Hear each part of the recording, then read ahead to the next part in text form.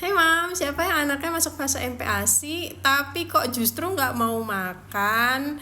Pokoknya menolak, bahkan ada yang mungkin muntah sampai anaknya itu nangis. Ada nggak? Suka bingung nggak sih? Ini tuh apa sih yang harus dikoreksi? Padahal udah dikasih fortif, nggak mau. Dikasih homemade apalagi malah muntah. Ini apa ya yang perlu dikoreksi? Yang pertama yang perlu diperhatikan adalah waktu menyusunya. Bisa jadi anaknya ini sebenarnya bukan yang nggak mau makan mam, tapi masih kenyang karena habis menyusu. Jadi beberapa case yang saya temukan di lapangan, ternyata anaknya itu nggak mau makan karena masih kenyang habis menyusu. Jadi kalau memang sudah masuk fase makan, usahakan begitu bangun pagi, kalau bangunnya udah jam 6, mandikan setengah 7, lalu langsung suapin saja, jangan dikasih ASI dulu atau susu formula dulu.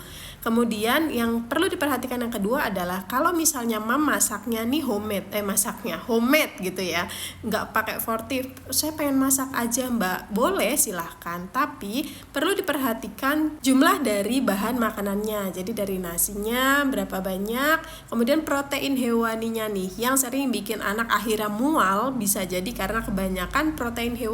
Karena apa? Karena amis.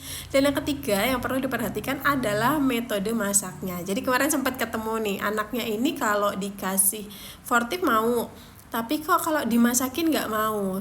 Ternyata setelah saya tanyakan bagaimana cara memasaknya, si ibu ini ternyata numis bumbu, kemudian masukin nasi ya, dan air, baru terakhir ibunya ini masukin telur. Jadi kemungkinan anaknya nggak mau ini karena amis dari telurnya tadi. Jadi sebaiknya kalau misalnya bikin homemade, setelah menumis bumbu, masak dulu protein hewaninya sampai setengah matang, baru ditambahkan air dan juga nasi tadi.